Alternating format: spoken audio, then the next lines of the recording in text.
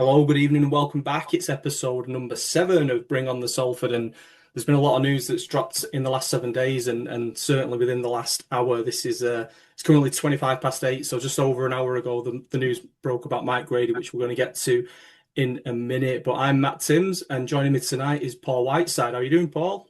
Hi, Matt. Are you okay? It was all right. I'd written a show, thought we had something set up, and then all of a sudden the bombshell drops around Mike Grady.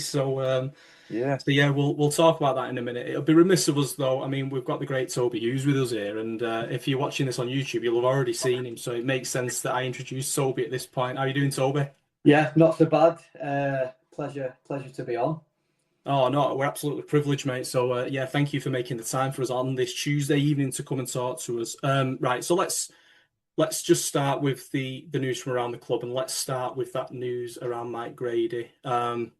For obvious reasons, I'm not gonna ask Toby to make any comment on this. So just between me and you, Paul. And so, I mean, I've read the statement out earlier on, saying that the parted ways due to personal reasons, and that he stepped down from the club. And I think Dave Hewitt takes over, or Chewy, as I know the players know him, takes over for the foreseeable. I mean, I put a post out earlier on. You know, we obviously wish Mike Grady all the best from me and you on this podcast, and I know that he's given you a lot of his time, certainly this season, and going back for interviews, and he's always made time to give you the odd soundbite, hasn't he? So, what's your feelings on it, Paul? It seems it's a bit weird how it's sort of come out. What's your take on it? Wasn't expecting it, mate. Mm, I just got home and I was just about to get me tea, and my phone was on the side, and I'd been upstairs getting changed. And I had about 10 WhatsApps, from all people from Salford, like supporters and my friends and that, who were in like the WhatsApp groups and whatever, people who were sending interviews to. I thought, what's going on? Why are all these people? Something's happening here. Well, I've got all these mates. I'm not that popular, me. I don't get many messages. And I looked, and that was the state. They all forwarded me that statement. So, yeah, just pretty shocked, really, mate. I wasn't expecting that when I spoke to Mike on Sunday. I think we both agreed, and I came away from the game on Sunday with my dad and my daughter, and we were driving back from London, and we were quite positive about things. We enjoyed the weekend, and I'm not saying it's hard to say you enjoyed a game when you got beat 66-6, but it was a lot better performance. I think me and you said that, didn't we? we There did. was real bright sparks, and it was a good effort. And you know, I think the scoreline flattered London, to be honest, and I could see there was something there to build on. I spoke to Cole Apple when he come off, and he was absolutely buzzing. So I thought, right, let's get our heads down now. Short term, we've got Halifax this week. Let's go for that. And then obviously something like this comes along, and you're like, wow, it's it's a new something new's going to happen now. Someone else is going to come in, and the Mike Grady thing's over. But yeah, I'd just like to wish Mike all the best. He's a gentleman. I sat next to him actually on Sunday at the match, and had a little chat with him in between bits and pieces. And yeah, he's been sound, absolutely sound with me. Pleasure to talk to. Really nice bloke. He's always been nice with my daughter and my dad when he's seen us. And I wish him all the best in his future, mate. Yeah, absolutely, mate. I couldn't agree more. I'm just going to read the statement out. So, today the board and head coach Mike Grady mutually agreed to part ways due to changes in his personal circumstances. We're forever indebted to Mike for his unwavering commitment to the club. We want to thank him for all his hard work since taking over the role as head coach in very challenging circumstances in December. Then Ryan went on to comment, Mike came in as a coach at a time when the club had just gone through one of its toughest times with the double impact of relegation and liquidation. He was willing to roll up his sleeves and bring stability to the club on the pitch. The fact we were able to field a team against Oldham in January after only 3 weeks speaks volumes about his commitment and determination. To beat Hunslet at home only 4 weeks later was a fantastic achievement. Mike will always be remembered as the person that strived and achieved the objective of sending out the first Salford team in this new era. A team running onto the pitch after so much hard work gave us all something to cheer about. We also remember how well he successfully guided our women's team to third and fourth place finishes in the championship. And Mike said, I want to thank Ryan for the opportunity to represent this great club and fan base. What we created at the start of the year was pretty special, and I'm proud to have built that. I'm happy to leave the club in a better place than I found it, and wish the club all the best for the future. The club has started the search for Mike's successor and wants to make an appointment as quickly as possible to maintain stability and continue the team's growth. In the interim, assistant coach Dave Hewitt will take over responsibility for the team. I'm a bit personally gutted for Mike because of the work he's done with the women's team. and I'm not quite sure that move from being the women's head coach to the men's head coach, and yeah, he's kind of not got even. Do you know what I mean in terms of like the work he did with the women beforehand and giving out to join the men's side? I mean, again, I'd put the comment and the statement out there before on our behalf, just saying we wish him all the best, and like I say, thank him for everything that certainly all the interviews and stuff like that he's given you Yeah, over the definitely. last couple of years, Paul. Okay, let's move on from Mike Grady then. So we announced 4 signings last week. So last Wednesday, the club announced the permanent signing of Jack Bowering. I said it right this time. Sorry, I called him Jack though, didn't I? Gets worse, doesn't it? Right, let's try that again. Last Wednesday, the club announced the permanent signing of Sam Bowering. Sam, I got it right this time, from Midland Hurricanes. And then we announced, I think either on the same day or maybe the day after, that it's Jack Bibby. That's why I said Jack Bowering. Yeah. Jack Bibby had been released from Widnes and was coming to take up an opportunity. And we announced that a couple of days later after that initial release by Widnes of Jack Bibby. Over the course of the week as well, we then announced the permanent signings of Danny Lynch and Jack Holmes from the Rochdale Hornets. And that was done via the squad announcement for the game on Sunday. We also had an update from the club on the women's team forfeiting a cup game in order to get ready for the first league game of the season. And at the time of recording, this hasn't gone out, but there was a little teaser last night of what will become a monthly interview series with Ryan Brierley. But at the time we're recording this, that hasn't landed yet. And that brings us nicely around everything that's happened within the last 7 days. And Toby, it's actually a really nice place to bring you in because there was some photos and a post by the club around having Mark Sneed down at training on Wednesday last week. So what was that experience like having getting the opportunity to learn a bit from Mark Sneed? Yeah, it was bob on. Again, it shows the intent of the club and how they want to develop us as young players. Like I say, Mark came down and he gave us a lot of his time, and especially as part-time players, we obviously really appreciate that. But it was great. He helped me a lot, especially with goal kicking and just a bit of technique and stuff. And listen, it's hard to learn because he's just so naturally talented. But yeah, it was really good for the lads, and we had a good laugh whilst doing it as well, and that's important. It didn't feel like he was trying to tell us how to suck eggs. We all got into it and we had a good laugh, and it was great. It was great. I think you said something off air before to me around the way that he moves his body while he kicks the balls up in the air or something like that. Was it the way he puts the ball up and knowing where to be? Well, it's funny really because we're doing it and he's like, you just need to do this and kick it this certain way and it'll do that, and you stood there thinking this is near impossible. Like 5 goals and not one's gone right, and then he sticks ball in his hands and kicks it perfectly. Yeah, it was really good. Really good experience for us, and hopefully there's plenty more of that kind of thing to come for us, especially as young players. Absolutely, mate. I mean, a great opportunity. I was delighted to see Sneedy back. One of my probably all-time top 3 favourite players. I think Sneedy got a lot of time for him for a couple of reasons, really. I mean, he's an Oldham lad. He's left-footed, and we haven't got much more in common than that. His prowess and ability is far above mine, but that's where the similarities end.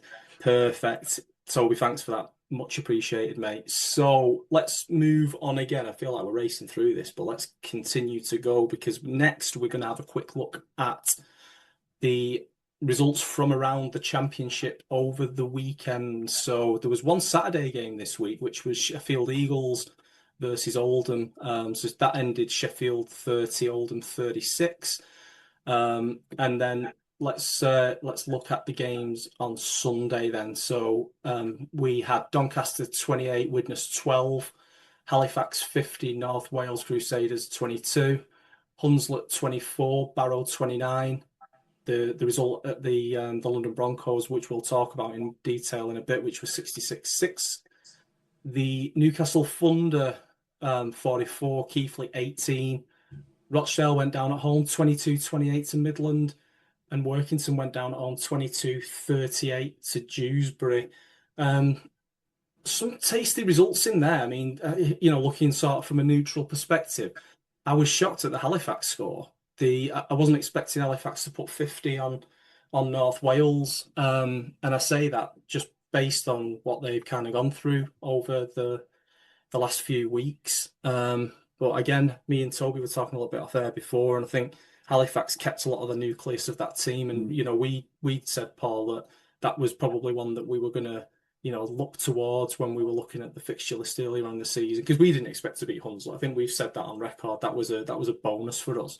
And probably when the news broke on Halifax, that we were probably expecting to look at that game and go, actually, that's maybe an opportunity. And I mean, look, I think we'll get to the Halifax game when we get to it in a bit, but I think we're more than capable of competing with that Halifax team. And I think, yeah, we'll kind of come to that when we come to it. Is there anything, Paul, sticks out for you result-wise there? Yeah, there's quite a few results. I think, like you said, the Halifax against North Wales won the 50 points. To score 50 points is pretty good anyway, isn't it? So I wasn't expecting that. Who's the other one? I thought the Doncaster game against Widnes. I looked at that when I thought Widnes, from what I've seen of them so far this season, they're one of the challengers, aren't they, to London, if you like. But I think Doncaster are as well. The way they played against us, they look. To be honest with you, that Doncaster game for me, they've been the best side we played by a country mile so far this season. I'd agree, definitely. And they look good. They look like a Super League team when we played them. They were good in every department. They were quick, they were fast, they were strong.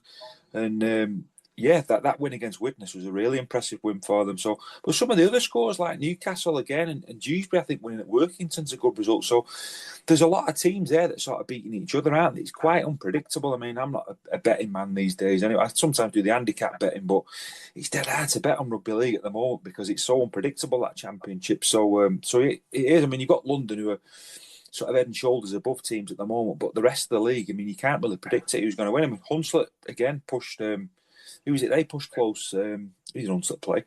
It was a tight game, wasn't it? Barrow. 24-29, yeah. Yeah, so I was impressed with Hunslet's performance there because we beat Hunslet and yet Barrow thumped us, didn't they? So yeah, there's a lot to go at there, isn't there? There's a lot of unpredictability. And I think Oldham's win against Sheffield was a good win, considering where Oldham are, because I know they're having a bit of bother out there off the field. I know the chairman's made a few statements. They've moved stadiums. There's a bit of unrest there, isn't there? So I thought that was a good result for Oldham.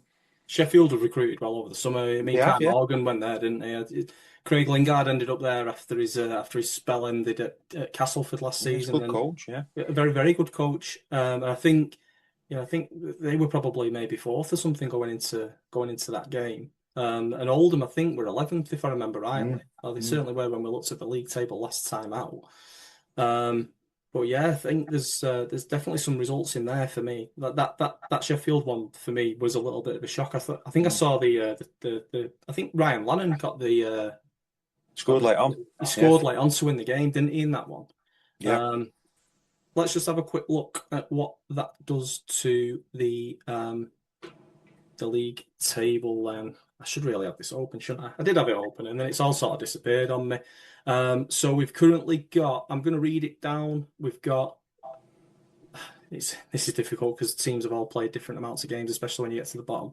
But you've got London with a 100% record on 12 points. Then in second, we've got Doncaster on 10, Barrow on 10, and Widnes on 10. Widnes have played a game more than the teams above them. Midland on 9, they've also played 7. Newcastle are on 8 points. Sheffield are on 8, but they've played a game less. Dewsbury are on 8. Oldham are on 6. Rochdale are on 6. 11th place, we've got Keighley. Down to Batley in 12th on 4 points. And then the next couple of teams have also got 4. So Gould Vikings on 4. North Wales Crusaders on 4. Down to 15th place is Workington. 16th of Whitehaven. They've both got 3 points. And then you've got us and Hunslet on 2 points in 17th and 18th. Swinton in 19th, still winless, and probably maybe still winless because I think they played London, don't they? Doncaster. Yeah, Doncaster. So probably will still be winless when they go into that game with us on Easter Sunday. And then Halifax on -8 with the 2 wins that they've had with the -12 start that they had in the season. I realised earlier on when I was comparing myself to Mark Sneed, and I let slip that I was an Oldham lad, and I've dropped the facade now, so people that listen to this will know that I'm not from Salford, but I am a Salford fan, and I've been for a long time. But yeah, I let my true colours shine through there, Paul. I know I'll get lynched water next time you see me at an home game. I thought you were from Middleton. But I'm Oldham side though. Do you know what I mean? Oh, Like right, that was okay. I was yeah. Well, Yeah. where I live in Chadderton now, but I'm Mills Hill, so I'm sort of Middleton, Chadderton, and Were you born in Oldham though? no, I was born in Rochdale, mate. I see it. I'm a Well, this is what I mean. Rochdalean, mate. I lived in Rochdale till I was 20. Well, I left home when I was 21. Bought my own out. Well, moved out with my mum's. So I lived at Rochdale for 21 years. But my mum and dad my dad's Salford, isn't he? And Yeah. so that's why I was brought up from being like a baby to watch Salford. So yeah, so I've always been Salford. I think I've said to you before, I've done a bit of like an under the floodlights thing with the Super League Raw guys, with where they did some member profiles and stuff like that. And I talked because I started watching the team when I was at university in Salford. Yeah. So we're going back like 17 years now. Because if you're watching on YouTube, I am that old. I know I don't look it, but I am that old. But yeah, so that's kind of where my love affair started with the club. Anyway, we digress. We digress. We've got Toby on, and it'd be remiss of us not to at least get into some of the detail and give the people what they want, which is some of the analytics from the first person perspective, and also to get to know Toby a little bit better later down the show as well. Let's talk about the game against London, 66-6. We mentioned that earlier on, which was quite an apt score actually, because 66-6 being 666 being the number of the beast, the devil, and all that. Salford Red Devils kind of felt a bit up, really, didn't it? That we ended up with 66-6, but it is what it is. What was your take on the game, Paul? Yeah, tough day. I think you kind of, especially this year with London, you kind of know what you're walking into and what you're going up against. They're a full-time team, but we went there with great optimism. Cole strolls over from 35 out, and we're looking at that 6-0 up. We're thinking, yeah, we've got him here. We've got him. No, I'm only joking. It's we knew it'd be a tough game. Good pack. They're probably, if you ask them, they're ready for Super League. And a few disappointing bits. I think some of the tries were a bit soft. There's one or two that we need to fix up as a group. But I think we look at it.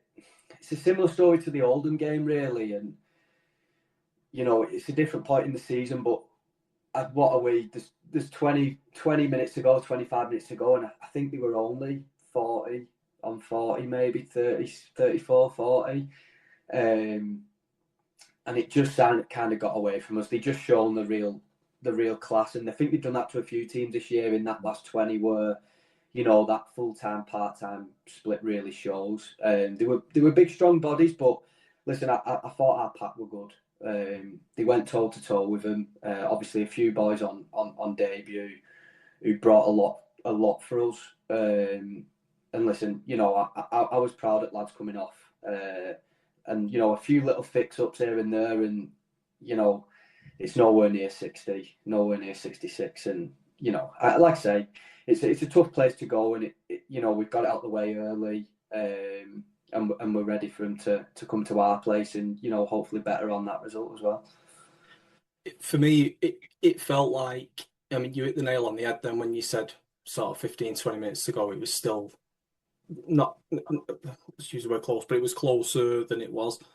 And it's funny that because it's kind of what happened. It's not. I don't want to say we play for 35 minutes because that'd be doing massive disrespect to you and to the lads.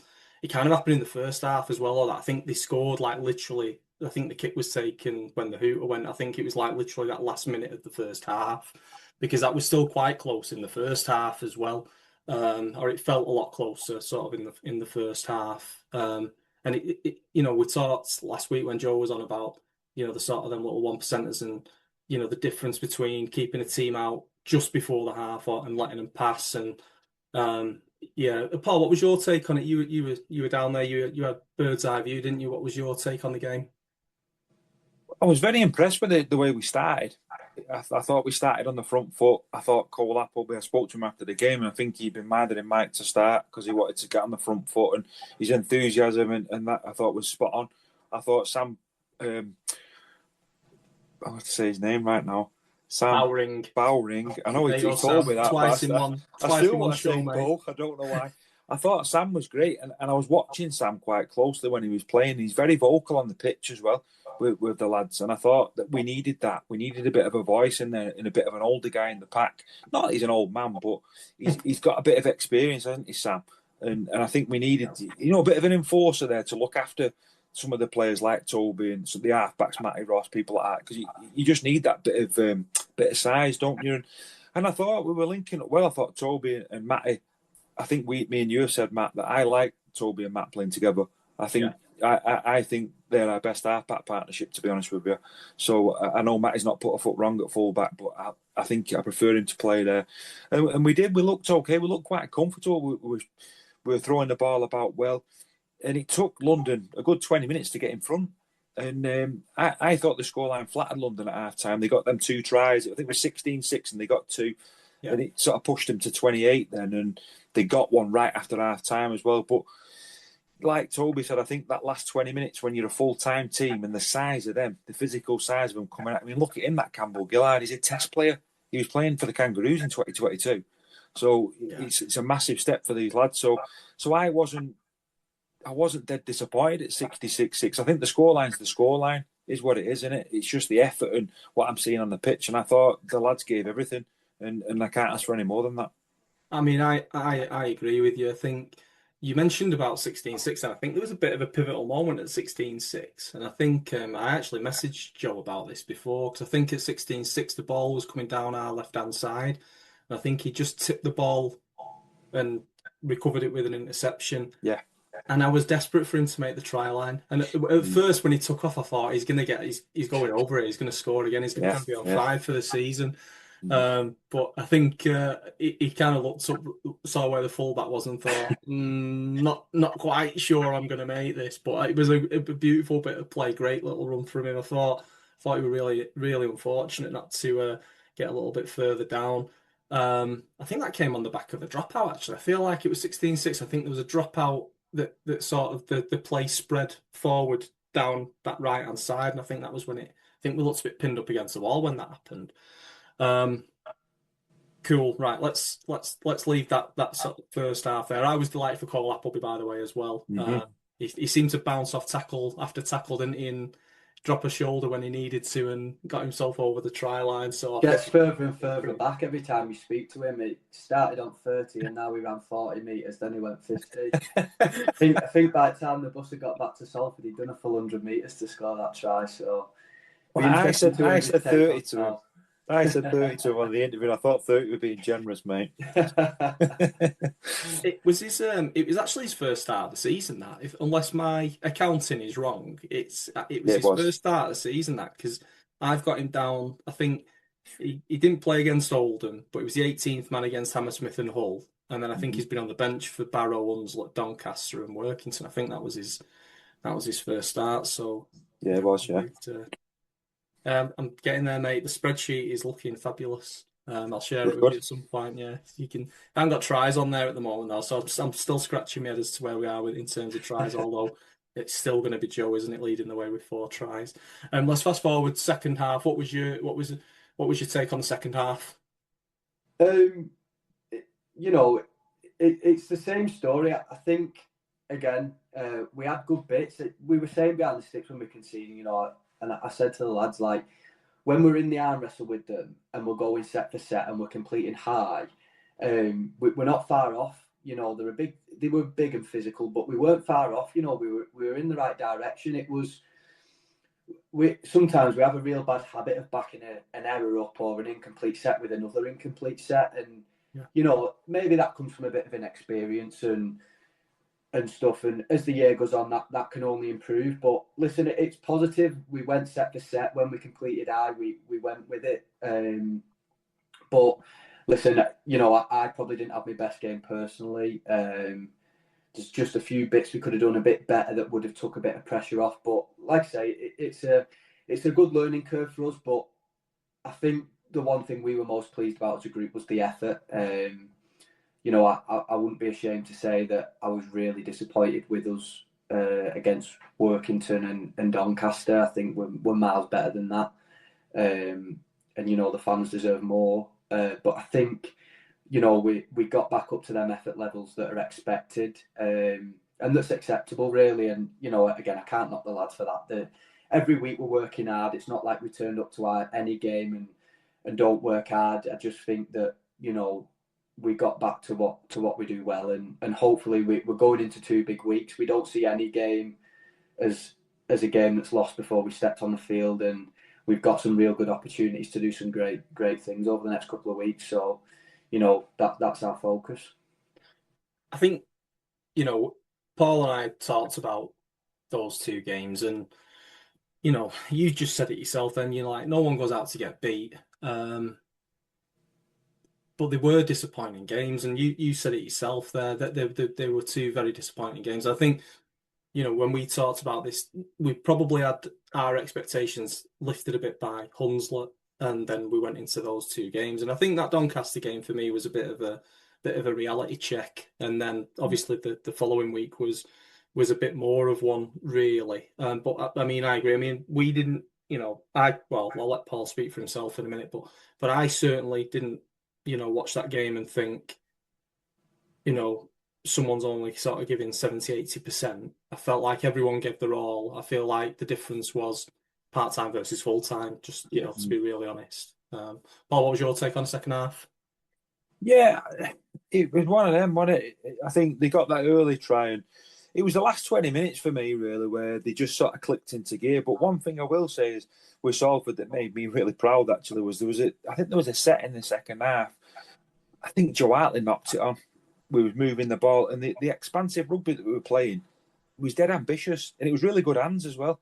And the ball went into touch, and I remember saying to Mike, who was sat next to me, like, you know, that really positive that we're trying stuff. You know, we're trying to be expansive, and I think me and you have said it a couple of times. Sometimes we try a bit too hard, don't we, and try and score on every play. We panic a little bit, but I think that's credit to the team, credit to the lads. It's not just up the jumper and, you know, damage limitation. They're trying to do something and trying to make something. So, you know, Matty Ross was poking his nose through a few times, and you can see him gaining in confidence week in week. And the same with Toby as well. It's just repetition for me, repetition. And it must be hard for the lads, and Toby will probably be able to echo this, when you're playing with different players every week. And I think we've said, haven't we? Now we're getting players signed on proper deals where they're not on loan. I think it's going to, you know, that's going to grow every week, isn't it? And it's not going to be such a body's come in this week and we've got these loan lads in this week. Yeah. Eventually, there's going to be a time where 10 out of the 13 are going to be players that have signed for Salford, which can only be a good thing. But the second half was tough. It was tough, but the lads never shut the towel in. And for me, they worked hard and it was difficult. You could see the physical size of them in that last 20. They were just running through us and we just ran out of steam, really. But, you know, there was no embarrassment in that. You mentioned about loan players then, and I noticed a bit of a stat actually while I was putting my spreadsheet together, because Ignatius Parsi has worn the biggest shirt number, the 52 shirt. No, I don't think anyone's worn anything higher than that. But we've had a lot of players, and this is really boring. This is where people will be switching off. We've had multiple players multiple shirts being worn by different players. 4 players have worn the 31 number. I know this is really, really boring, but when I was putting it together before, because I'm going to have to separate all these out at some point, because I reckon we are through 50 odd already. But for people wearing like the same shirt numbers, because we were talking about this, weren't we, the other week, about will we be on course to beat last season? I think we saw shirt number 72, didn't we? Last week, Isaac Shaw was 72, I think. Yeah, last week, Rob had some stats. Rob likes a stat, you know, Devil in the Detail. And he said we were up to 40 players. That was last week. I think he'd counted up to 40. So, you know, that's a lot. You know how many games we played? 6 games. So it's a lot of players, that, isn't it? A lot of big turnover of players. I'll tell you how many we've had. This is what the fans are here for, isn't it? 46. 46, bro. 46 now, right? Wow. 46. That's where we're at. Bear in mind, though, that takes into account the 4 signings that we talked about before as well. 3 signings that we talked about before as well. Yeah. So we did talk about 4, but obviously Sam Bowring was already here. Cool. Is there anything else you want to cover about the London game? Either of you really? I think we've probably done it. I think, haven't we?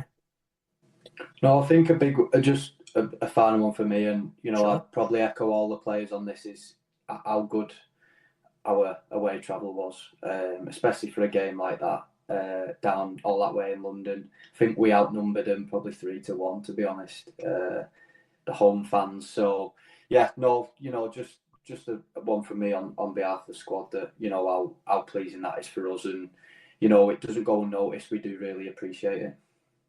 No, no, we appreciate that. Thank you for saying that. And I will speak on behalf of the supporters when I say we appreciate it because I know me and Paul certainly do. Um, Thank you for that, mate. Cool. Let's just have a little look then. We're going to have a little look forward to the Halifax game now. So I'm just going to have a quick look through their scores. Now, bear in mind some of these were before the sort of the liquidation and the rebuild, if you will. They started off the season at Doncaster with a 19-12 loss. Um, Beat Batley at home 28-10. Then we're looking a bit further down now because of the postponed fixtures. They played London, got beat 42-4 at home, and then obviously the 50-22 result on Sunday against the North Wales Crusaders. So I think it's a difficult one to judge. I think I've heard you say this, Paul. I think probably actually based on something Mike Grady was saying to you after the last game around Halifax, keeping that nucleus of players. So Mm. actually, the players that they've got, even though they look like they've been through sort of what we have, they probably have to a lesser extent because of the fact that they've kept so many of that first team. So I mean, this is going to be a really tough fixture for us on Friday night. I think both teams have got the fast turnaround. But I was saying to Toby before we went and started recording this, we've had the trip to London and back. So I think Friday's going to be a bit of a tough game. I think it just keep me honest here, Toby, because I think I was talking to Joe Hartley about this before, but I think um, you've kind of really only got one training session, haven't you, as well, in between those two fixtures? Is that right? I think you've got your Yeah, your training and captain's run, haven't you? I think tomorrow. yeah. Like you say, it's a quick turnaround, but it still doesn't take away the fact it's a good opportunity for us. Like I said earlier, we don't really look that much into it, and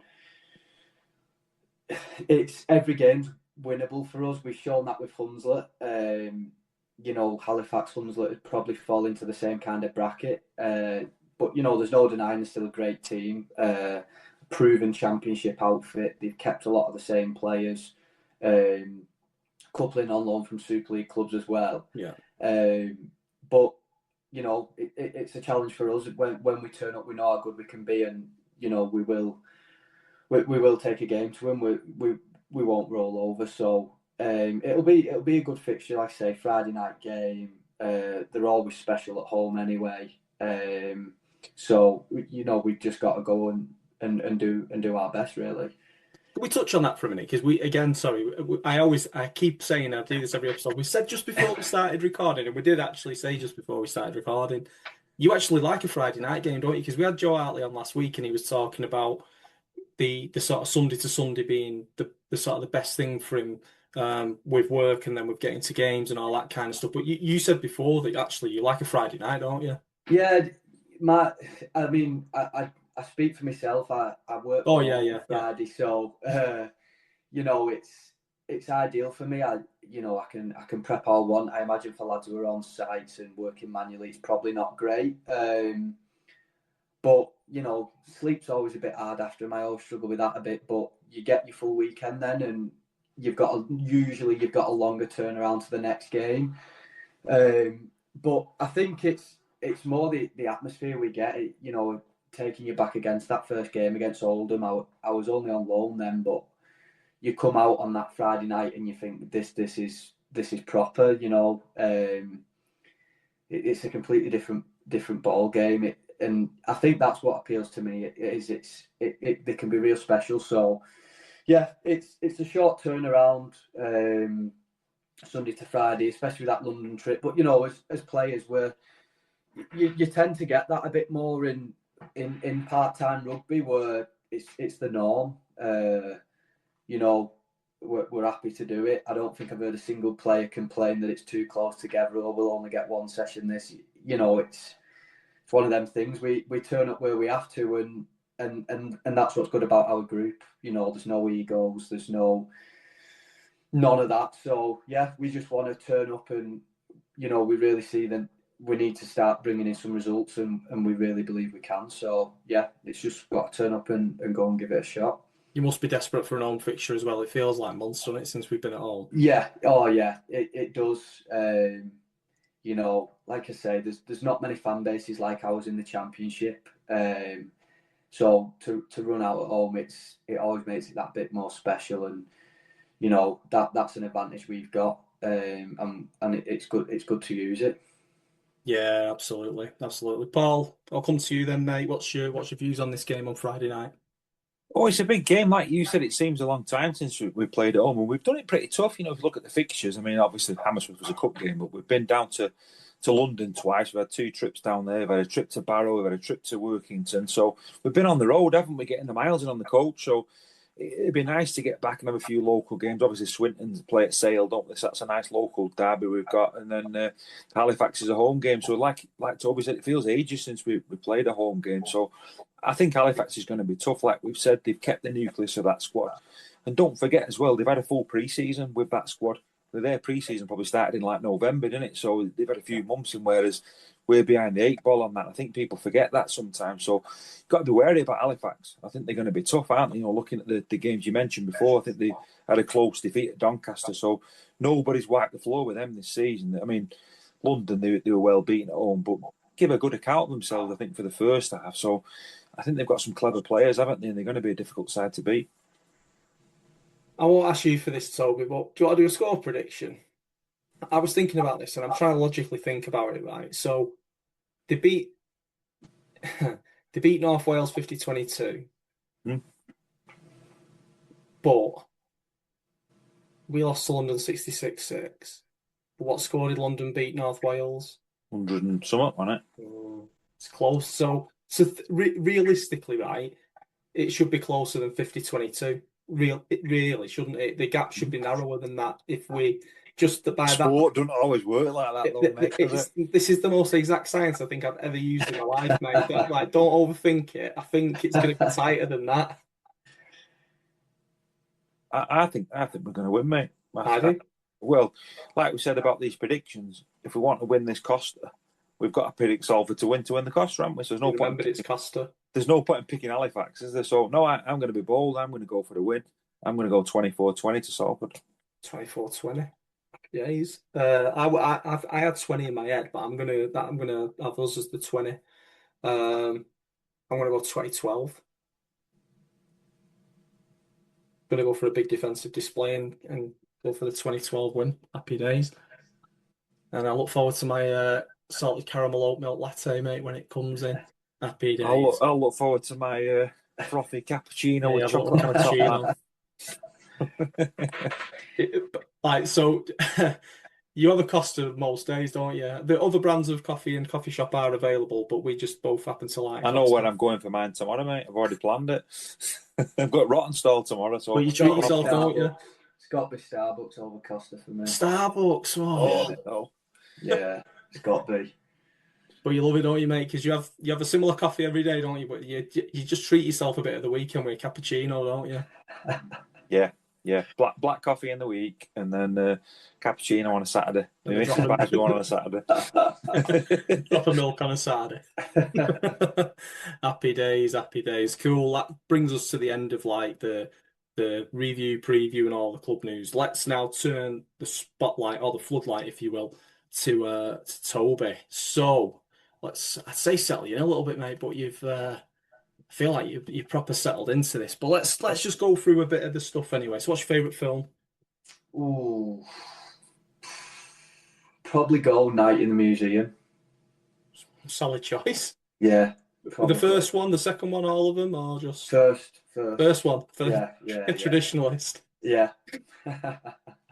Happy days. What's your favourite food? See, I'm a big foodie. I love food. So it's probably quite circumstantial. If we go, I don't know. It's a tough one, that. Give us your death row meal instead, then that might be easier. Probably go like a smash burger, I think. Smash burger. Yeah, like perfect after a game, Friday night game, straight home, Uber Eats, get a smash burger. That Is it probably for that crispiness all over? Because you get it's more crispy, probably, isn't it? yeah, something like that. Or to be fair, a Domino's. Yeah. Like, London treated us to a Domino's after the game on Sunday, and that didn't go amiss in changing rooms. So yeah, something like that. Something bad for me, probably.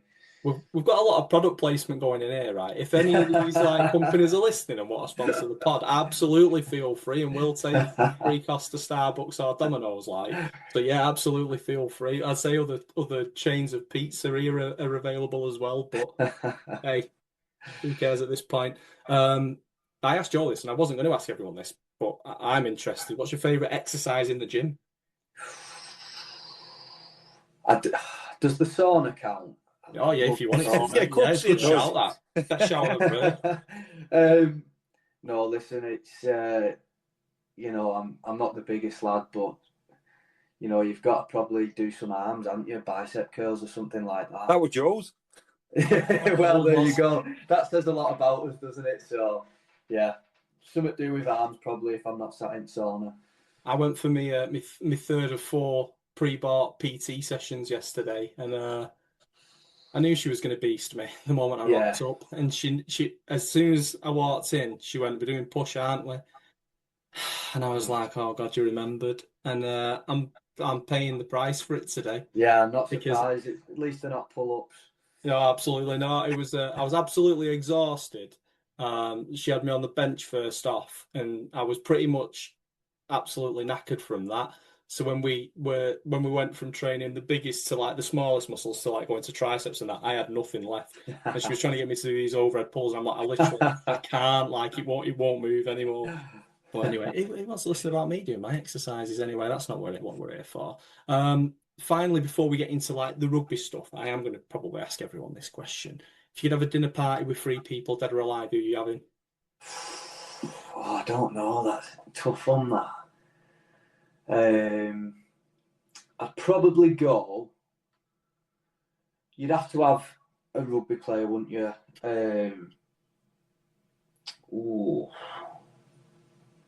I'd probably go. Oh, I don't know. It's hard this because when I was asked this question on my Under the Floodlights, I was like, we'll come back to it, and we never did. I'd probably go Sean Johnson, Rory McIlroy, and need someone who's going to make me some money or something. So maybe like, I don't know, like Bill Gates or someone who can give me some business ideas or something for do. Just love the side hustle, just absolutely loving the side like hustle. That, yeah. I know where you've got your eye. You're like, where can I make a bit of dollar here? Absolutely. Cool. Right. Well, let's move on and talk a bit about like your rugby league journey and kind of where it all started. So, what was like your first taste of rugby league? I mean, just for the benefit of the listeners here, we were talking before. You're 22, so you're still a young lad yourself. Yes. But what was like your first taste of rugby league? I was about 7 and I went down to Newton Storm. So I'm from St Helens Way, and I lived in Haydock. So I lived in Newton first and then Haydock, and I've always played for Newton Storm. I stayed there all through me amateur days, and that place probably gave me a love for rugby. And funnily enough, at first I probably didn't really enjoy it. No. I was just the small kid who stood on wing and didn't really want to be involved. But it was I'm still best mates with him now. There's a small group of us who started at the same time, and that's probably what kept me there really. And then I just got to an age of 9, 10, and I really took to it and I loved it. But like I say, we had a real successful team there, real good group of coaches who had us all the way through. And we were quite successful as a team really, all the way through. And like I say, I think we had about 10, 11 of us signed on to professional clubs at scholarship age, and we were real lucky and, like I say, really well coached. And I probably can't thank the club enough. And whenever I've gone back to play, I've dipped in and out over the years, and they've always took me back. And it's a great place, definitely. And that was my introduction, really. That's what got me into it. Because you said then about like professional teams picking players up on scholarships. Were you picked up as part of that? Where did you end up as part of that? So I originally signed at Warrington. Okay. Now I was a massive Saints fan as a kid, but it was just something at the time. It was Gary Chambers, who was kind of over the scholarship at that point, and I just loved him. He was everything that kind of, you wanted to be like. He was a great coach and a great bloke. And yeah, I went there, did a couple of years at scholarship, and again it was a bit up and down. I got released after scholarship. I got brought in and said, listen, we're not keeping you. And that was hard as a 16-year-old probably. And then 2 weeks later I get a phone call. I think we've made a mistake. We're actually going to offer you a deal. So it was up and down, and yeah, it was tough. And I just never kind of. I was born August, me, and I was probably quite young at that point, probably a bit underdeveloped at that age, and I took that deal to go back and play academy, but I was probably never truly in it. Never truly thought that's where I wanted to be. And we had Paul Anderson coaching at the time, and I actually work with Paul now, and he's a great bloke. And I remember we'd been on a pre-season camp, and it had actually gone well for me. I'd sort of found a bit of something, and a few bits came up with work. I'd been offered an apprenticeship, and it just wasn't quite working with the two. I took this job and was leaving early to train. It was quite intense. It was probably as close to full-time hours as I've ever done with the rugby. And I sat down with Paul and said, listen, I just don't think this is right for me at the minute. And, he was so good with me, and they let me go and crack on. And I just went again. Newton welcomed me in, and I just got back to enjoying my rugby, really. Like I say, it's tough at a young age, and it's funny now, especially a lot of the lads at Salford a lot of them haven't been through them systems, and it's you get a different outlook on it, and it is really interesting. But it was difficult as a kid, and I feel like as I've got that bit older, that's when I've really took to it. And I played, like I said, I went back playing under 18s at Newton Storm, and we had a couple really good years there. And it was John Fieldhouse actually who was part of the reserve setup at Salford, and he'd come down watching me a couple of times and said, listen, why don't you come for a trial? And I have no interest really. I didn't want to do it. I just like me rugby again, and I think I was probably a bit scared of losing that. And I spoke to John a few more times, and I love John. He's a great bloke, and he said, no, come for the trial and see. And I went down and did the trial, and I played reserves then for Salford for a year or so. And then that's probably where I got my love for it back, really, especially the part-time game. We had a real good team that first year, and we competed well above our weight, and I think that was kind of my introduction back to that kind of level. I know the reserve comp, it's a weird one, but it kind of just brought me back into that game a bit. And I was still dual reg playing open age at Newton, and again, I love that. Brought me into the men's game, but yeah, that was the start of it, really. And then I kind of finished up at Salford and went back. I had another little spell at Warrington playing a bit of reserves there. And then that's when I got a call and signed up for North Wales, and I had my first proper crack at semi-pro. I was going to ask you about that. So how old were you then? What were we talking? We're talking like 2022 time now? Or? Yeah, I think I just turned... when I originally went back into Salford, I think I was about 17. Yeah. Like I say, I've done about 12 months, year and a half there, and played them couple of games for Warrington. And I'd just turned, I think I'd just turned 19. And I remember I'd been at Warrington, and I just felt that I just didn't. The reserve game just wasn't giving me that anymore. It's a weird thing, really, because it's there, but it's not. You only play every other week. I needed something a bit more. And Carl Forster rang me and just said, "Listen, we think there might be an opportunity for you here. If you want to come give it a go." I think they'd had a bit of a disappointing season up to that point, and they were just outside the playoffs. And they said, "Listen, we've got Doncaster left, and I think it was London Scholars." And he said, "Just come and play these 2 games for me.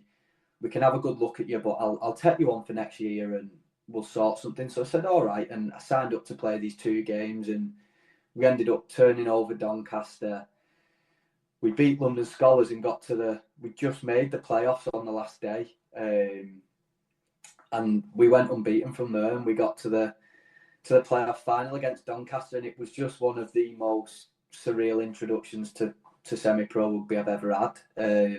I think I was playing North West Men's League a month prior, and then we're turning up at Doncaster in a playoff final, and it was just like, yeah, I'd had some of the best moments, I can think of when I think of rugby I had in that playoff run. And that's where I really I thought, part-time rugby, this is what I want to do alongside my job. And yeah, Carl looked after me for a good few years, and we went on to win a league title with a real good group of players. And yeah, I can't speak highly enough of Carl, the coaching staff, and that group of players. And it was a bit of a disappointing end for me leaving there, but definitely left on with some great memories. Definitely. You played a good handful of games as well. It was about a handful. You played quite a few games in the end, didn't you? Your time. I think did you have 3 seasons at North Wales? Yeah. So I had, like I say, I had that little playoff run towards the end. I think I must have played about 8 games that year, and then the year after, I practically had a full season of playing. It was, and that was tough. I think that again, I'd gone from playing reserves every other week to playing a full schedule of games every week, and I got to the end of that season. I thought, wow, like I'm real beaten up here. But following the year after, it was just unreal. And obviously we got that league win, and that's the stuff that stays here. It was real special, and that's what we kind of want to replicate as a group, at some point at Salford. Yeah, no, absolutely, mate. I love listening to it. I can feel the passion. I'm kind of on that journey with you when you talk about it there. Your 3 years came to an end, and you ended up with Widnes, didn't you, at the end of last season? How did that all come about? Like I say, there was a few changes at North Wales. Obviously, Carl's gone on to coach at Super League level with Bradford, and that was a big thing for me. I'd signed to play for him, and things change. It's rugby league, new coach come in, things change, and I'd played under Alan Coleman, and I'd already decided I was moving away from North Wales, and kind of had a chat with Carl just about what the next steps could be, and potentially what could happen. And I think originally I was going to leave it till kind of after Christmas and just see what was out there. Yeah. And I kind of got speaking to Alan, and I'd played for Alan before at Community Lions level. Okay. And so I knew what he was about, and I knew what he brought, and I thought, yeah, this sounds like a bit of me. And that pre-season was really good for me. It was tough. You're around a very experienced group of players. I'm learning off Tom Gilmore, Jordan Abdul, Joey Lyons, players who played 100, 200 games in the Champ. And it was really, really beneficial for me. And like I say, I was signed up there for a full year. And part of my development kind of at Widnes was coming to Salford on loan. So obviously I played the pre-season friendly at Widnes, and it was sort of straight to Salford. And I've not looked back really. It was sad to obviously leave Widnes, and they did a lot for me. I thought they were real good with me, but there's just some stuff you can't pass up, and Salford was one of those for me. No, that's great to hear. I mean, we fast forwarding then, and your time then started with Salford, and you've played every game this season. Actually, I think you're one of a handful of players who've played in every game, not even bench, like literally like has played every game this season. And then obviously I'm not going to do this chronologically. Can we talk about your 3-year deal for a minute? So, obviously, you've come to us. You've played a bit of pre-season with Widnes. You've not played a game for them. How did that sort of all come around? And kind of what's your feelings on that 3-year deal? Because I think for me and Paul, we said the other week, it's a real sign of intent, a real sign of like the direction that the club's going in. Looking at longevity rather than, because there's still deals going on that are 12 months, but yours is 3. How did that come about for you? And what did it feel like? I'd probably echo exactly what you've just said. I think to me it come with intent from the board and from Ryan and Mike. You don't get that often in part-time, and I'm a young player. And I just think that when that did come across to me, I thought that really showed what the club were about. And listen, I've spoke to Ryan a lot when all that was going on, and I think for me the ambition of the club just won it. Everyone talks about earning a living and money's all important, but for me it wasn't about that. You can't be like that at my point in your career. But what really stood out for me was the ambition and how Ryan's running the club, really. It's something different to what other clubs have. Not many clubs have a player who was playing Super League, 18 months ago as the CEO, and he thinks about the game differently. He thinks about the game in a modern way. And I'd like to say, it just come with a real intent to me. And, as a player, as a person in any walk of life, when someone shows value and see something in the that maybe others don't, that that wins you over as well. And I think the biggest thing for me was I just felt really wanted by the club.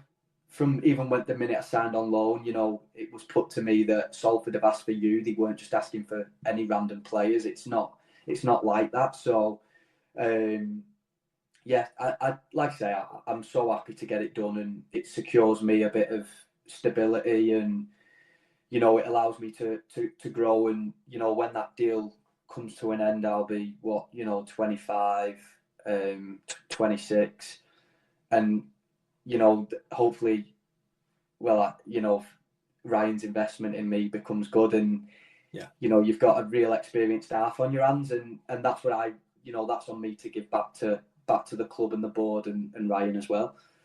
No, I mean, absolutely. I mean, Paul and I have spoken, think very highly of you. And I think, Paul's done a lot of a lot of interviews together and stuff like that this season. I think what I will say just before we move on is your maturity in terms of your head, like you don't talk like, and this is no disrespect to 22-year-olds, but you don't sound like a 22-year-old, especially when you're talking about the game, and especially when you're talking about your experiences. It's a very mature sort of view that you've got of it, and that's probably one of the biggest compliments outside of playing I could probably give you. No, appreciate it. Thank you. No, absolutely, mate.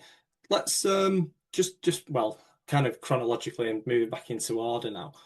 Let's just talk about the Hunslet game, because we could talk about the Oldham game and the sort of the feelings and all that kind of stuff when you came out. But let's fast forward to that Hunslet game, just because there's obviously a very key part of that game that we'll talk about a bit later on.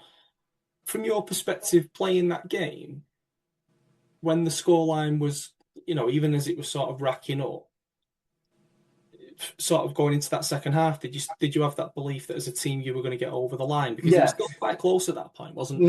No. I think if I remember rightly, we completed at 100% at half time. I think I'd kicked the ball early 6 times. We were just all on the same page, and I don't know what it was about that game, but it felt from the minute we come out. I was talking about this with a few lads on bus on weekend, and I remember when it came about recreating the shed, and we're going warming up, and it's like, right, lads, put all your stuff that you need for the game in this box, and we're going to take it to the south stand. And I remember thinking, God, this is a load of faff. This, moving all gear, and I hope I've remembered putting my mouth guard in that box, and then we come might out. use that as a soundbite for this episode. This is a lot of faff. We might use that as a soundbite for this episode, mate. It's and then we're queuing up in concourse to come out for the game, and we come out for the game, and I'm like, right, yeah, no, I get it. Like, it was incredible. And that helps. That our performances, if you probably look at our top three, have all been at home, and that means we've got to get better away from home. But it definitely we breed off that energy from the fans, and yeah, it's that Hunslet game was. I remember I said it to Mike and Ryan when I come off. There was a period in that second half, and we were really under the pump. And I thought, we can't let this one get away. But I remember looking at one point, I think it was when Brad had been sin-binned and he'd been off about 5 minutes, and they had repeat set after repeat set, and I thought, wow, this is really gonna test us here. And then I think Garmo does that interception kick, whatever he did, and went the length. And when he scored that, I thought, yeah, we're on here now. Yeah. And like I say, what a performance, and we just need to get that back. Like I say, we've had a real big thing the last couple of weeks of backing up errors with errors, and we can't beat any team doing that. You couldn't beat amateur teams doing that. Whereas the blueprint has to be that Hunslet game where I think overall we completed at like 96%, and there's Super League clubs don't even do that, and it just shows that any team, when they complete and do the basics of rugby well, you're going to get some kind of result, aren't you? Absolutely. I mean, you're absolutely spot on, and time-wise, because we were talking about this the other week. I think Brad got Simbin with about 14 minutes to go, because I remember thinking he's got about 4 minutes when he comes back on. And yeah, you're absolutely right. The passage of play, because we talked about it in a previous episode, was the ball was on its way to Gaskell, wasn't it? I think it was probably for the drop goal at that point, wasn't it? Because I think we were probably level at that point, I think, if I remember rightly. And then Garmo, I mean, he 100% meant the kick. Let's just get that out there early doors, right? That was a kick attempt, if ever I've seen one in my life. And yeah, we talked about that. Let's just move slightly forward from that, though, because we solidified that game. Or we thought we had, actually, at that point, because there's another passage of play after that, isn't there, which even makes it more, which solidifies it more for us. Can we talk about your drop goal? Yeah, no, definitely. It's funny because I've got a knack of kicking drop goals that are the worst drop goals in the world. I think it got over the back. I don't think it even made it dead after it went over. But yeah, I kicked one for North Wales a few years back, and that was the same. It's just like, yeah, worst drop goals in the world. I don't think the pitch helped me that day. But yeah, listen, it at the time it felt like it kind of sealed the game, and we'd spoke about as a group going down there. Listen, if we get the ball down, I think we'd won a penalty the set before, and I said, right, just get us down there. Let's put a one over, and it kind of helps us that bit. And then obviously Nathan Lowe scores that try at the end anyway. But yeah, it just felt like, at the time, that's what felt right. And again, it's credit to the group of lads that they worked for that. They worked for that drop goal. They set me up perfectly and give me plenty of time. So yeah, no, it was a real special one. It was a good one. Going back to that Ollie Garmston try, by the time this goes out, Cole Appleby will have saying that's the distance that he ran for his try, definitely. the weekend. I think he probably saying not back at bus on way back, or he was further mine or Garmo's, but I think Cole was probably running quicker than Garmo, so yeah. Oh, brilliant. I mean, that drop goal will live with me for a long time. We were talking about this, Paul, weren't we, around? Yeah. Because we were dead level with that. We were in the West Ham, weren't we? We were like proper dead level with that piece of play. And that'll live with me for a long time. There's the three bits of as we've just kind of described it, that will stay with me for a long time. There's Garmo with, I said 80 yards. It might have been more than that. And if it were Cole, it'd be 120. But there was that try. There was the drop goal. And then, yeah, the Nathan Lowe try on the other side. You have seen the photo, though, that Steve McCormick took, haven't you? The one where he's like directly behind it as you're dropping it for the Yeah. drop goal. Have you seen? Oh, Yeah, yeah, cool. Yeah, because yeah. it's absolutely a piece of art, that. No, it is. It's. I think Stevie's great as well. He captures every moment I've probably had in a Salford shirt. Yeah, I didn't. I don't even think I saw it go over. To be honest, I heard it go over. So yeah, no. Again, it's a real special day. That again, I'd probably rank it as one of the best days I've had in rugby league. So special, and I had all my family with her, and that's another big reason why I signed. I've got my family love rugby. But also what's real special is my missus and her mum and dad aren't really big rugby people, but they come to now every Salford game. They love it there. The atmosphere and what the club offer, and that again that's real special for me, and what pushed me to take that deal. It just feels right. So yeah, I think we just want to deliver more of that. That 100th day shouldn't be one that we look back on and say, "Oh, that how special was that?" We want to be delivering that frequently, and that's something we've got to work towards as a group, really. There'll be more of them. There'll absolutely be more of them this season. We spoke to Joe last week. We're speaking to you. I speak to a couple of the other lads, and the determination's there. And Paul gets, obviously with the interviews that Paul does after the games, the determination to improve and to win games is there, and it will all click at some point. We've just had a spell of, is it 4 league games away on the bounce? Yeah. We've got a spell towards the end of the season where we're at home 5 games on the bounce. It'll click at some point, and there'll be more Hunslet experiences. Yeah. I'm absolutely certain of it this year. I'm absolutely sure. Definitely. Tell us a bit about your day job, because you work in like accounting, don't you? Yeah.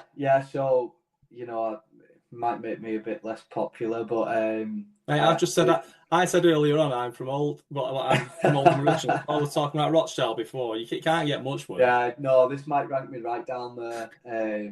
No, so I am an accountant. I'm the management accountant for the Rugby Football League. So, my life revolves around the sport. And people have the conceptions of what the RFL do and don't do and stuff. But it's I see both sides of the coin, and people work very hard both sides of the coin as well. And listen, it's one of them, but it's allowed me to combine. Like I said earlier, when I originally left Warrington, I took up an apprenticeship in accounting, and the job at the RFL is the perfect way to combine my two passions, and that can I do love it. It's a real good experience, and understanding the game from both sides is also been massive, and has probably developed me as a player and a person, really. It gives you experience in both sides. You're a long way away from this yet, but you're a long time retired when you get there, and yeah, you have something else, like that you can do. Is there anybody else, actually? I was just going to ask you, is there anyone else in your position who's working for the man part-time playing, or is it kind of just I don't think so. I know there's a couple of staff who play in the amateur game, coach in the amateur game, right. And near enough everybody's involved in rugby outside of the RFL in some capacity to an extent. But I think it's only me, because, like I say, it's weird. I go to work on a Tuesday. I'm normally in the office.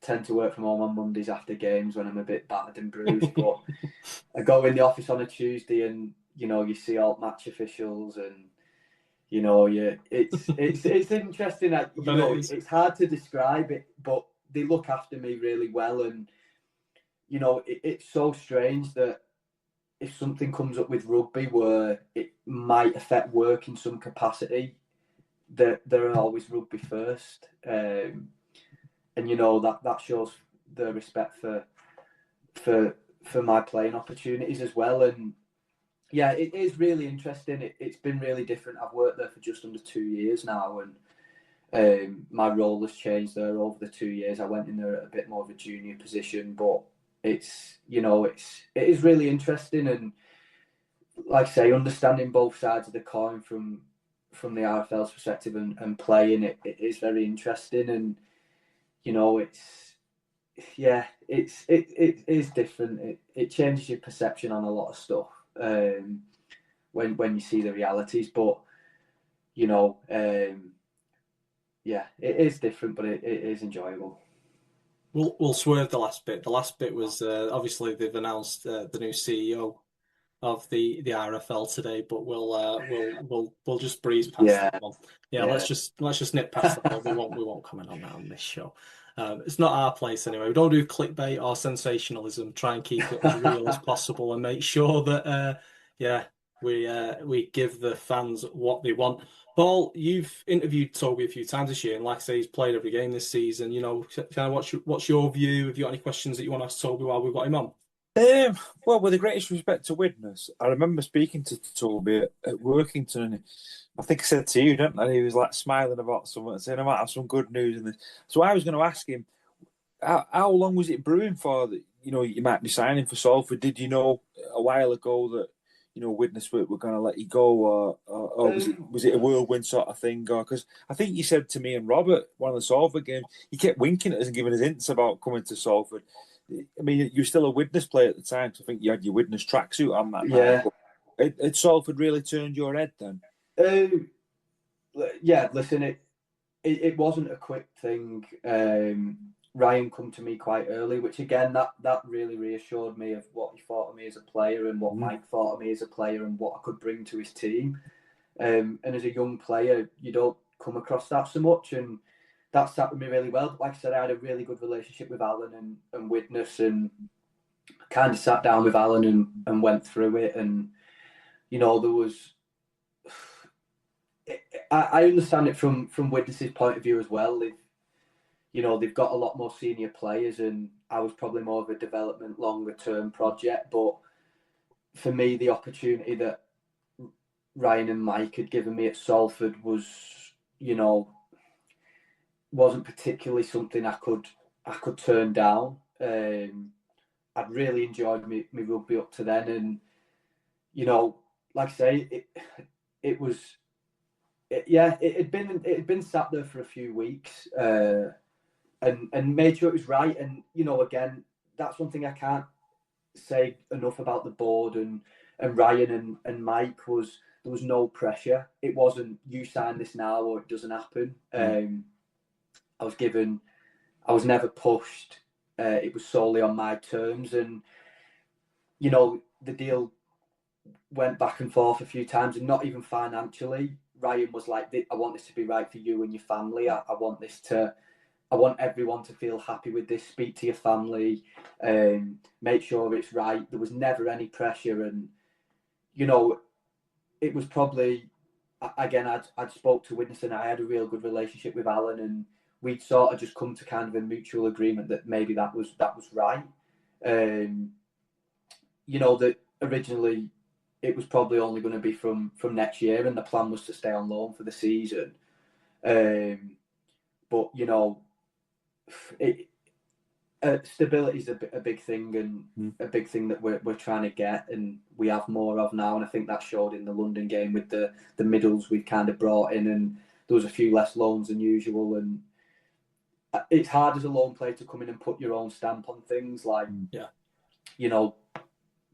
we have great standards across the board, and you kind of want to be a part of that. But I was only training down there an hour a week for captain's run, and as a half, that's so hard. And I almost felt guilty to Mike and the club for, playing in the arse and only being there an hour a week. And it just suited everybody, I think. My decision was pretty much made that come the end of the year, no matter what happened, I would be signing anyway. So after speaking with Ryan and Alan, it just kind of suited everybody. And like I say, Ryan's given me that opportunity to extend that deal almost even further and take me for this year and 3 years going on. So, it secures my future. And like I say, there was a lot of thought gone into it. It wasn't something that was just done overnight, because I really enjoyed my time at Widnes as well. And I was part of a good group of lads there, and I had a good relationship with Alan. It wasn't something that was massively easy, but I kind of knew probably from that Oldham game, Hammersmith game, really that's where I wanted to be. And then when obviously the deal came about, I was over at Moon. So yeah, it was a couple of weeks of back and forth, and but it's I can't speak. It's probably been the easiest contract to negotiate and get sorted ever, because the club have just been so good. I think for me, in part-time rugby, what I've noticed about the players, particularly talking to Joe last week and yourself, is his attitude. I think your attitude has been fantastic. When I spoke to you at Workington, you surprised me of how disappointed you were with the performance, and I'd come away. I was saying to my dad on the way home, I said that chat I just had with Toby. I mean, his attitude is perfect. He was disappointed, and it made me feel better that you were disappointed, because you wanted the standards to be better. And I think we said this to Joe last week, and it's good that we've got players like yourself and Joe. And I think now we're looking at building a team around players like you. You're getting that 3-year contract. You're going to be part of the furniture now for the next 3 years, and you're a pivotal player in the team. So does that add a bit of pressure to you now, thinking that Salford are going to be building a team around you? And I suppose it's a good pressure in a way, isn't it? Listen, there's pressure every game you play, isn't there? There's pressure to perform. We want to compete. Listen, again, Ryan and Mike had been so good with me, is that, like, we've not signed you as a finished article. You've got a lot of development, and I trust them that they'll do that.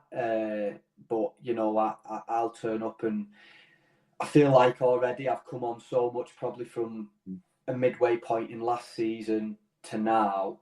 I've come on so much, and that is solely through playing rugby. And listen, like you say, with the announcement from the club earlier, you don't almost know what's going to happen. But again, I trust the club and the board and Ryan that the right things are done, and that's where we just go from there as a playing group, really. But like I say, pressure. There's always pressure around this level of sport anyway. But I almost want to just take that head on, and like I say, it's a long deal.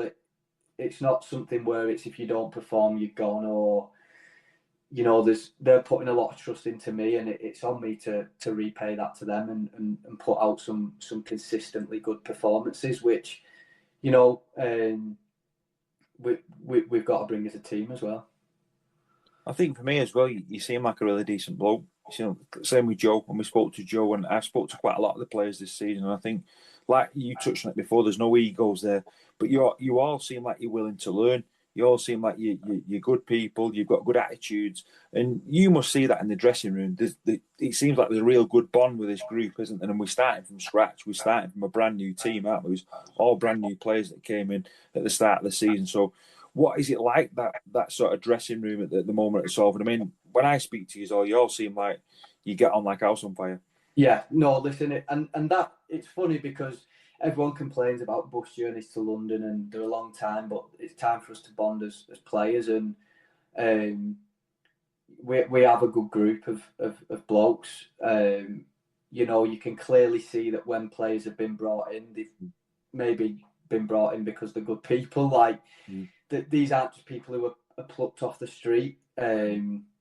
We have a good ethos between us, and we all have the same goal. We all want to compete. Nobody likes losing.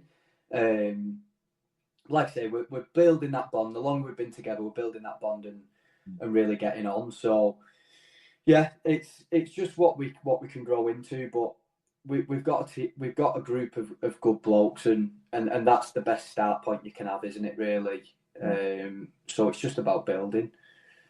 Just on a lighter note, mate, from me, were you in the Sam Bowring card school on Sunday? Because he was telling me after the game that quite a few of the players were playing cards on the way. Yeah, no. A few players owed a bit of money, so were you one of them?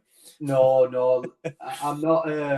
We've got a few poker players, we've got a few card players, but the group I was playing with, we don't involve the money, because I could hear the screams from the front of the bus. You just playing snap, losing money. Yeah. But yeah, no, listen, it was real good fun. And like I say, on the way back, we had a good laugh, and that's more than just a London result for us. It was a good few hours of bonding with each other, and that can only put us in good stead for the year. Like I say, we've just got to build, and we've got a few older heads in now. You know, Danny Lynch has brought a lot to us. Jack Holmes, all the signings we brought in have been good. I thought Jack Bibby was class at the weekend. He took it to a London pack that's probably the biggest pack in the league. Yeah. And you know, it's one of them. As soon as it clicks, it'll be different. It'll be exciting. Top man. 100%. No, I couldn't agree more with you, mate. Thank you for that. Toby, the floor is yours because we're going to wrap up in a minute. But if there's anything you want to sort of say to the Salford fans who are listening, then feel free, mate.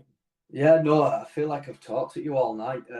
Absolutely, no, we've loved it. We've loved it, mate. We've loved having you. No, just obviously a final one from me. It's just echoing that again. That how appreciative we are as a group of that support. You know, we also understand how tough it's been, but how tough it can be. You know, travelling all that way and seeing your team getting beat, but it doesn't go unnoticed how good that support's been for us. And a lot of these lads, it's probably their first year at this kind of level, and again, it doesn't go unnoticed. I've played at League One in front of a couple hundred fans, and there's not many teams in this champ that can bring what Salford fans do. So it's just the same message we've give all year. Really, it's stick with us. It's a process, but you know, none of us like losing, and we all want to compete, really. So that's probably it from me, really. Perfect, mate. Well, look, we've absolutely loved having you on. I'm speaking with Paul as well, but I can see him nodding. We've absolutely loved having you on, mate. So thank you very much for giving up your time. It is a Tuesday evening, and it's coming up to 10 o'clock now. You've got work tomorrow, and I have, and so has Paul as well. So that's a good place to wrap it up. So yeah, definitely. Yeah, final shout out. Give us a follow on social media. There was a dog walking video from me over the weekend, so if nothing else, you get to see some weird angles of me while I'm trying to record myself while I'm walking the dog.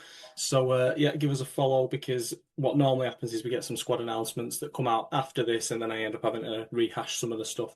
I will do some form of reaction if the Ryan Brierley interview does go live, and maybe share some comments on that as well over the next couple of days. But yeah, give us a follow. We're on Facebook, Instagram, TikTok, and X, formerly known as Twitter. So yeah, give us a follow on them socials if you will, guys. Have a great week though, Reds, and bring on the Salford.